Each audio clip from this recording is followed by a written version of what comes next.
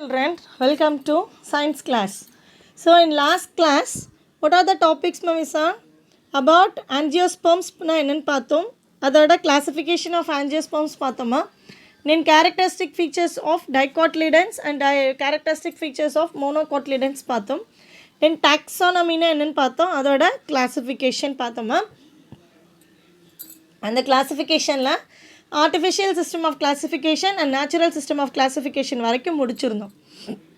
So now we are going to see the binomial nomenclature. Binomial nomenclature na என்னன்னு பார்க்க போறோம். So the naming of an organisms with two words. அதாவது binomial nomenclature அப்படினாலே அதாவது organisms அப்படினு சொல்லும்போது plants இங்க. So the naming of an organisms with two words is known as binomial nomenclature. For example, the binomial name of mango is Mangifera indica. Mangifera indica அப்படினு சொல்லும்போது here the first word Mangifera refers to the genus name. அதாவது அதோட genus name represent பண்ணுது. And second word indica refers to the species name. அப்போ binomial nomenclature அப்படினாலே the naming of an organism with two words is known as binomial nomenclature. Example அதான் சொல்லிருக்காங்க. Binomial name of mango is Mangifera indica. Then first word Mangifera refers to the genus name and second word indica refers to the species name. The binomial name was first introduced by இது யாரால first introduce பண்ணப்பட்டதுன்னா Gaspard Bauhin. அவரோட name என்னமா Gaspard Bauhin in the year of 1623. எந்த இயரில் 1623. Binomial system was implemented by இந்த binomial system வந்து யார் implement பண்ணது அப்படின்னா Linnaeus in his book species plantarum அதில் வந்து கொடுத்துருக்காரு.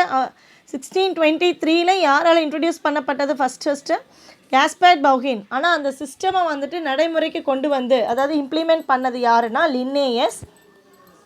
அவர் இந்த பைனாமியல் நேமை வந்துட்டு எப்படி சொல்லியிருக்காருன்னா அவரோட ஸ்பீசிஸ் பிளான்டாரம் புக்கில் வந்துட்டு ரெப்ரசன்ட் பண்ணியிருக்காரு. அப்போ பைனாமியல் நேம் அப்படின்னு சொல்லும்போதே it contains the two words. One is genus name, in another one is a species name.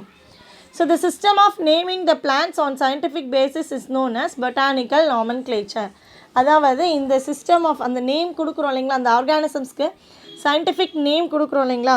So the system of naming the plants on scientific basis is known as botanical nomenclature.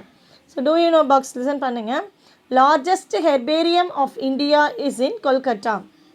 Largest herbarium எங்கே இருக்குமா கொல்கட்டாவில் இருக்குது.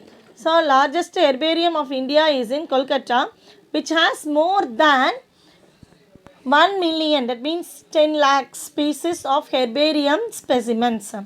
So அப்போது 1 million species of herbarium specimens அங்கே இருக்குது அப்படின்னு சொல்கிறாங்க. இங்கே கொல்கட்டாவில் it is the largest herbarium of இந்தியான்னு சொல்கிறாங்க. இப்போ புரிஞ்சுதாமா binomial nomenclature na என்னன்னு தெரிஞ்சிச்சா? it contains two words. One is genus name, another one is species name. இது யார் ஃபஸ்ட்டு இன்ட்ரடியூஸ் பண்ணாங்க? காஸ்பர்ட் பவுஹின். எந்த இயரில்? 1623. ஆனால் இதை இம்ப்ளிமெண்ட் பண்ணது யார்? லின்னேயஸ். அவர் எதில் இம்ப்ளிமெண்ட் பண்ணியிருக்காரு? அவரோட ஸ்பீஷிஸ் பிளான்டாரம்ங்கிற புக்கில் இம்ப்ளிமெண்ட் பண்ணியிருக்காரு. சயின்டிஃபிக்காக இந்த மாதிரி பிளான்ட்ஸ்க்கு நேமிங் கொடுக்கறதுக்கு பேர் என்னன்னு சொல்கிறாங்க? Botanical nomenclature. Largest herbarium of India எங்கே இருக்குது? கொல்கட்டாவில். எவ்வளோ ஸ்பீசஸ் எத்தனை ஸ்பெசிமென்ஸ் இருக்குது? ஹெர்பேரியம் ஸ்பெசிமென் மொத்தம் 1 million ஸ்பீசஸ் இருக்குதுன்னு சொல்கிறாங்கம்மா. நெக்ஸ்ட்டு வாங்க பார்க்கலாம். பெத்தம் அண்ட் ஹூக்கரோட சிஸ்டம் ஆஃப் கிளாஸிஃபிகேஷன், அதாவது நேச்சுரல் சிஸ்டம் ஆஃப் கிளாஸிஃபிகேஷன்.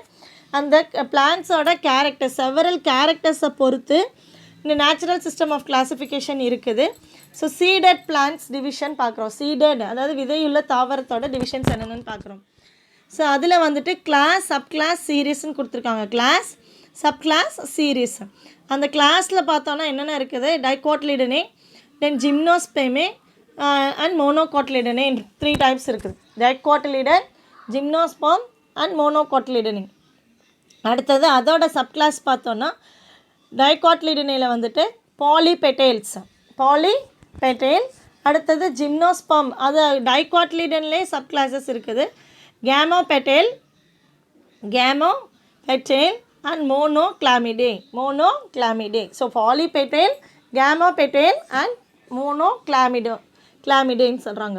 அடுத்தது அதோட சீரீஸ் பாருங்கள். பாலிபெட்டைலோட சீரீஸ் பார்த்தோம் அப்படின்னா தலாமிஃப்ளோரே அண்ட் டிசிஃப்ளோரே அண்ட் கால்சிஃப்ளோரே. தலாமிஃப்ளோரே, டிசிஃப்ளோரே, கால்சிஃப்ளோரே. அடுத்தது இந்த பக்கம் கேமோபெட்டைலில் பார்த்தீங்கன்னா இன்ஃபரே, ஹெட்ரோமெரே அண்ட் பைகார்பலேட்டே கார்பலேட் அப்படின்னு சொல்கிறாங்க. அடுத்தது மோனோகிளாமிடேயில் வந்துட்டு மொத்த சீரீஸ் 8 இருக்குது, ஃபேமிலி 36 இருக்குது. ஸோ அடுத்தது என்ன கொடுத்துருக்காங்கன்னா இதுதான் ஜஸ்ட் என்னங்கிறத தெரிஞ்சுக்கிறோம். Outline of Bentham and Hooker system of classification. இன்னும் நீங்கள் ஹையர் கிளாஸஸில் இதை பற்றி டீட்டெயிலாக படிப்பீங்க. இன்ஃபாபிட்ஸ் பாருங்கள். The rules and recommendations regarding binomial nomenclature were found in ICBN, that means International Code of Botanical Nomenclature. Now it is known as ICN, International Code of Nomenclature அப்படின்னு சொல்கிறாங்க. அடுத்தது uses of medicinal plants. So plants are useful to us in many ways. Medicinal plants அப்படின்னு சொல்லும்போது plants வந்து நிறையா வகை இருக்குது. அந்த நிறையா வகையிலையும் நமக்கு நிறைய விதத்தில் நமக்கு யூஸ்ஃபுல்லாக இருக்குது. அதில் சில பிளான்ட்ஸ் இங்கே பார்க்க போகிறோம், medicinal plants. So plants are useful to us in many ways. Some plants along with their parts are used as medicines. அதை தான் சொன்னேன். நமக்கு வந்துட்டு சில பார்ட்ஸ் ஆஃப் த பிளான்ட்ஸ் வந்துட்டு நமக்கு என்னவா யூஸ் ஆகுதுன்னா மெடிசன்ஸ், மருந்தாகவும் யூஸ் ஆகுதுன்னு சொல்கிறாங்க. Uses of some medicinal plants are given below. That is Acalypha indica. First one வந்து என்னம்மா, அகாலிஃபா இண்டிகா. அதாவது தமிழில் சொல்லணும்னா குப்பை மேனி இலைன்னு சொல்லுவாங்க. It belongs to the family of Euphorbiaceae. அதோட ஃபேமிலி எதை சேர்ந்தது? Euphorbiaceae. The paste obtained from the leaves. அந்த குப்பைமேனி இலையை வந்து அரைச்சி அதை பசையாக்கி அந்த லீவ்ஸை வந்துட்டு அதாவது எரிஞ்ச புண்ணு காயங்களுக்கு போட்டோம் அப்படின்னா சீக்கிரமாக குணமாயிரும் அப்படின்னு சொல்கிறாங்க. The paste obtained from the leaves of this plant is used to cure the burns on the skin. நம்ம தோலில் ஏதாவது சப்போஸ் நெருப்பு பட்டுருச்சு, தீப்பட்ட காயம் சொல்லுவாங்க இல்லைங்களா. ஸோ இப்போ அந்த மாதிரியான காயங்களுக்கு இந்த குப்பைமேனி இலையை அரைச்சி நம்ம அதை வந்து தடவணும் அப்படின்னா சீக்கிரமாக சரி பண்ணிடலாம் அப்படின்னு சொல்கிறாங்க. So the paste obtained from the leaves of this plant is used in the paste obtained from the leaves of this plant is used to cure the burns on the skin. Then the juice of this plant leaves is mixed with lemon juice to cure ringworm. ringwormனா நம்ம already பார்த்துருக்கோம், அந்த படர் தாமரைன்னு சொல்லுவாங்க இல்லைங்களா. அந்த juice of this plant leaves, அந்த லீவ்ஸை எடுத்து அரைச்சி ஜூஸ் மாதிரி பண்ணிவிட்டு அதில் லெமன் ஜூஸை கலந்து நம்ம குடித்தோம் அப்படின்னா அது வந்து என்ன ஆகும்னா நம்ம உடலில் இருக்கக்கூடிய அந்த ringworm, படர் தாமரைன்னு சொல்கிறத வந்து அது நிவர்த்தி செய்யும், அதை வந்து க்யூர் பண்ணும் அப்படின்னு சொல்கிறாங்க. ஸோ ஜஸ்ட்டு 2 பாயிண்ட்ஸ் தான் கொடுத்துருக்காங்கம்மா, ஒன்றும் இல்லையோ. அகாலிஃபா இண்டிகா குப்பைமேனி, it belongs to the family Euphorbiaceae. The paste obtained from the leaves of this plant is used to cure the burns on the skin. The juice of this plant leaves is mixed with lemon juice to cure ringworm. Next வந்துட்டு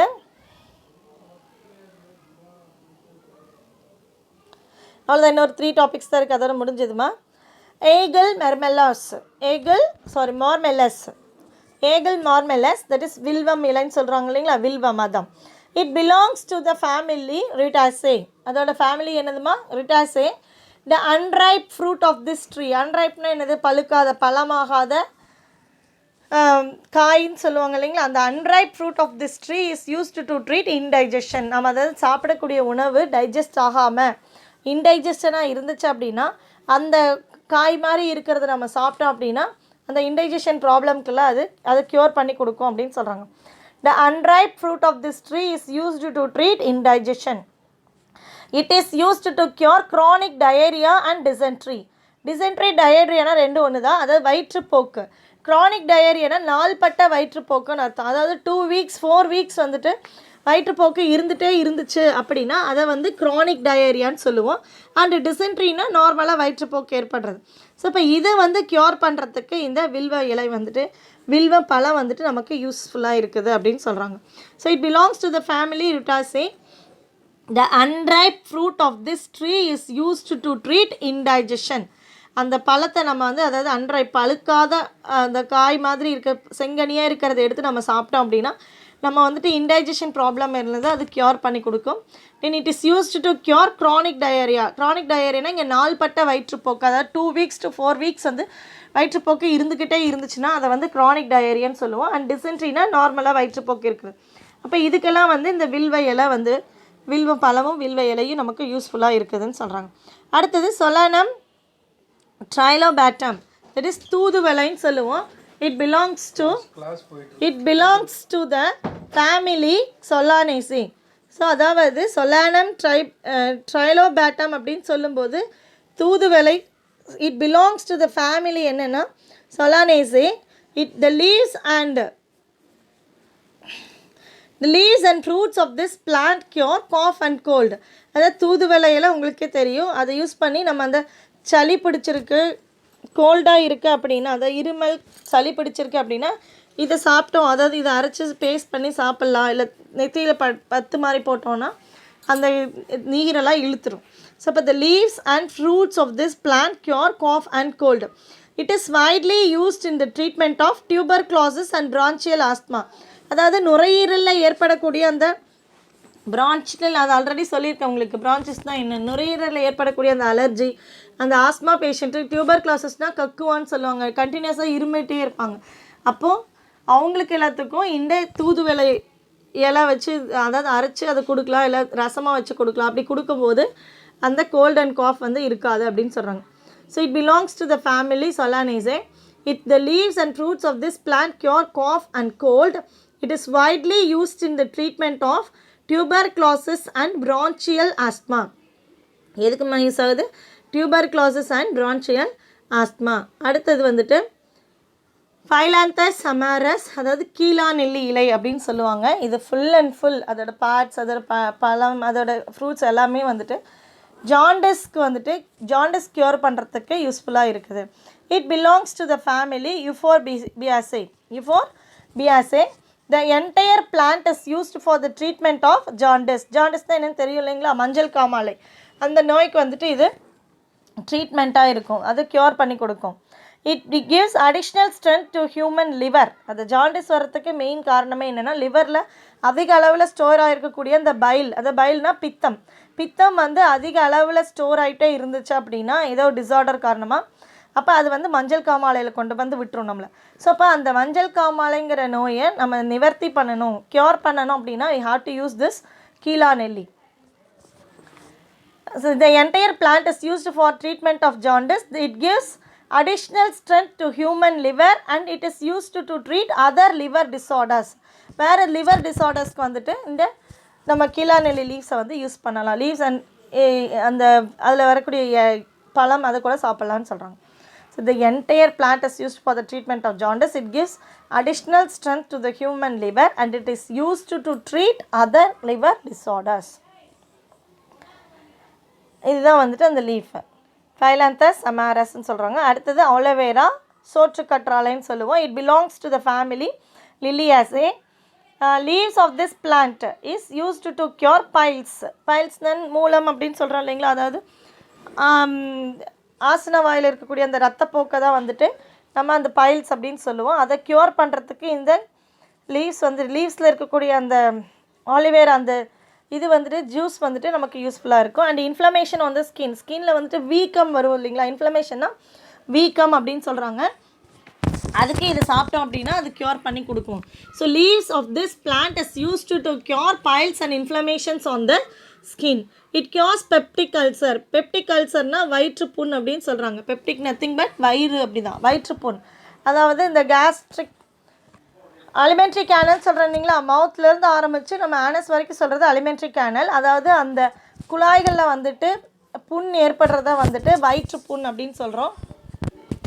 அதில் ஏற்படக்கூடிய அந்த allergy அல்சரை தான் வந்துட்டு peptic ulcer சொல்கிறோம். It cures peptic ulcer. இதில் இருக்கக்கூடிய அந்த ஜூஸ் நம்ம சாப்பிட்டோம் அப்படின்னா அந்த பெப்டிக் அல்சரை அது க்யூர் பண்ணி கொடுக்கும். So it belongs to the family Liliaceae. Leaves of this plant is used to cure piles and inflammations on the skin. It cures peptic ulcer. So இந்த லெசன் இதோட முடியுதுமா. Are you clear all the topics? Next I show the picture to you. இதுதான் வந்துட்டு என்னென்னா குப்பை மேனி இலைன்னு சொன்னோம் இல்லைங்களா. ஸோ அது குப்பை மேனி இலை பார்த்திங்கன்னா அது எங்கேயுமே படர்ந்துருக்கும். ஸோ அதுதான் இது. நெக்ஸ்ட்டு வில்வ இலை. வில்வம் பார்த்தோம் இல்லைங்களா, இது எதுக்கு யூஸ் ஆகுதுன்னு சொன்னோம், க்ரானிக் டயேரியா அண்ட் டிசென்ட்ரிக்கு வந்துட்டு ட்ரீட்மெண்ட்டாக க்யூர் பண்ணுறதுக்கு வில்வம் வந்துட்டு இந்த வில்வம் பழம் வந்து நமக்கு யூஸ்ஃபுல்லாக இருக்குது. இது வந்து என்னென்னு பாருங்கள், தூதுவளை இலை. இது எதுக்கு யூஸ் ஆகுது, cold and cough and tuber க்ளாஸஸ்க்கும் வந்து ட்ரீட்மெண்ட்டாக இருக்கும். அடுத்து பிரான்ச்சியல் ஆஸ்மாக்கும் இது ட்ரீட்மெண்ட்டாக இருக்கும்னு சொல்கிறாங்க. ஸோ தூதுவளை, இது வந்து வில்வ இலை, இது வந்துட்டு என்னது குப்பைமேனி இலை. ஆலிவேரா நீங்கள் நான் எப்போவுமே எல்லா வீட்லேயுமே இருக்குது. ஸோ அதை பார்த்துக்கலாம். Okay children, are you clear? So this lesson is over. Thank you children.